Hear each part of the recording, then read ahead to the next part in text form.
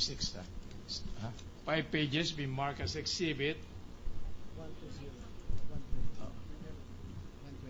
Now, will you kindly tell the... Mark as what? Right po. Mark, inarkada. Okay.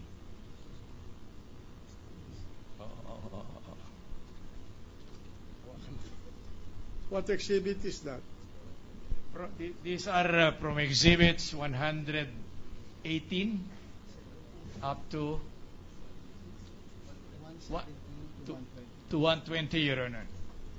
We have taken the liberty of earlier marking them for convenience, Your Honor. Right, mark them accordingly. And we are adopting the same markings, Your Honor, for identification purposes. 118 to 121. Now,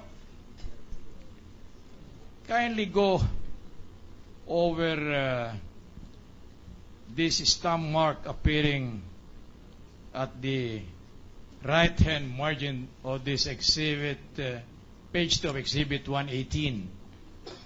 Will you, and which is accompanied by a signature appearing over the typewritten name Araceli C. Bayuga, January 31, 2003, and tell the Honorable Court what is that stamp mark there? It was duly received by the Bureau of Internal Revenue. Witness referring to the stamp mark, pakibasa po ninyo for the records. Revenue, Region Number 6, Revenue District Number 33, Intramuros, Malate, Ermita area. Received January 31, 2003. Thank you.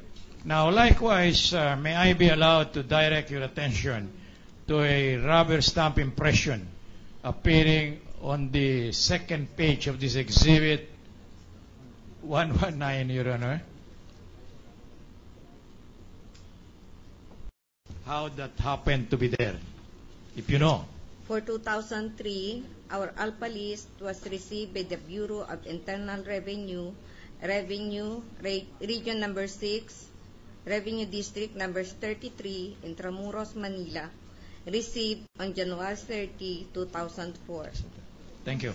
Now, likewise, may I be allowed to direct your attention to a rubber stamp impression appearing on the second page of Exhibit 120, bearing January 28, 2005. Or kindly go over the same, examine it, and tell the Honorable Court how that rubber stamp impression happened to be there, if you know.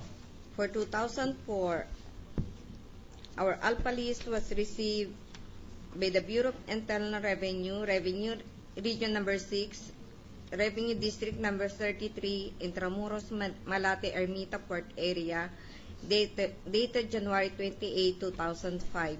Thank you. Now, likewise, may I be permitted to direct your attention to another rubber stamp impression appearing on the second page of Exhibit 121, dated January 30, 2006. Kindly go over the same. Tell the Honorable Court if you know how that rubber stamp impression happened to be there. For 2005, ALPA list of the Supreme Court, it was received by the Bureau of Internal Revenue, Region Number 6, Revenue District Number 33, Intramuros, Malate, Ermita Port area, dated January 30, 2006. Now, you mentioned that all this rubber stamp impression belongs to the BIR? Yes, Your Honor. How do you know that?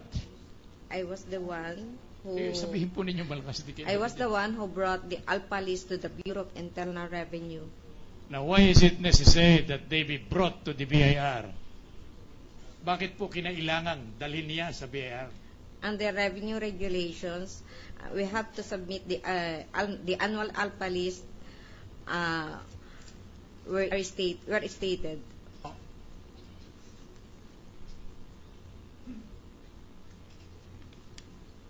Ito namarkahan na natin yung total amount. Namarkahan na. Ginang witness, yan bang alpha list ang withholding tax ng mga empleyado ng Korte Suprema? Yes, Your Honor, Pati ang mga magistrado? including the honorable justices and officials of the court. Lahat ng opisyales at empleyado ng Korte Suprema? Yes, Your Honor. Sorry. That will be all with the witness, Your Honor. Okay, prosecution, cross-examination. Your Honor, over the documents and conduct our cross-examination tomorrow. This is the first time that we're seeing these documents, and they are fine All right. lines, sir. No Motion objection, granted. no objection, Your Honor. Granted. We will just request that we have this Xerox copy, Your Honor, so we can retain the original. Your Yes. Honor. Thank you, Your Honor. May the prosecution, Your Honor, be permitted to make a manifestation. Proceed.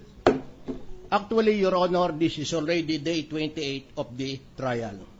And along the days that we have been conducting hearing, certain procedures have already been set up. And insofar as the marking of the documentary evidence is concerned, it has been the order of the presiding officer that the pre-marking should be made in the morning in order not to waste the time of the Honorable Court. And therefore, we appeal to the defense that insofar as the other documentary evidence to be presented by them, we suggest that what has been the mandate of this court be observed. After all, that was the procedure which we followed, and we expect also that defense would comply in the same manner that we did in the course of the presentation of our documentary evidence. All right. We have never. May we be allowed to make a Do comment? you have any further statement? Well, actually, this rule is actually embodied in the records of the proceedings, Your Honor. Yes, we understand that. Your Honor, please. The purpose, we were made to understand that the purpose behind this rule, Your Honor, is to expedite. So notwithstanding the fact that the witness was seen by us only this afternoon, we have arrogated unto ourselves the marking so that we can move on. We have been prejudiced. That's correct. But we will do that if we have time.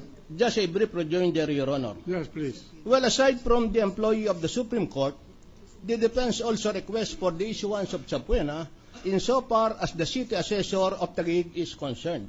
The city assessor was present as early as 10 o'clock in the morning. The counsel for the prosecution was also present. Unfortunately, no marking of the documentary evidence subpoena was made What is on your, account of the absence or non-presence of the defense counsel. what is your point of? I do not understand.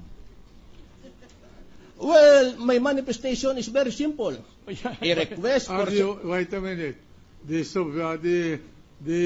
city assessor of Taguig was...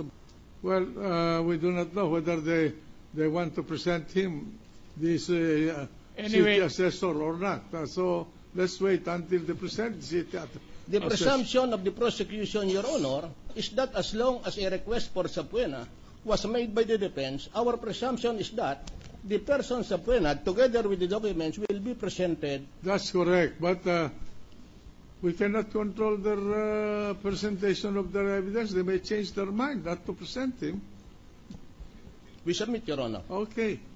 Let's not quibble about this minor details. This will not affect your case either way. So, proceed.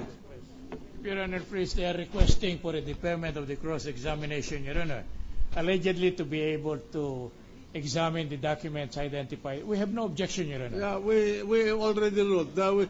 We allow them to make their cross-examination tomorrow. Okay then. Do you have another witness? Okay then, Your Honor, Counsel? may we request that the witness on the stand, Mrs. Bayoga, be temporarily excused? Madam discharged. Witness, you're temporarily discharged.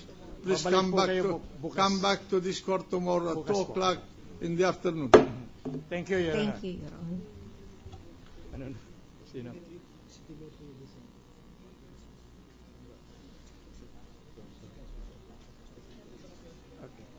If it will not be asking too much, Your Honor, may we request only 1 minute extension, Senate minute, Your One Honor. long minute suspension. Thank you, Your Honor.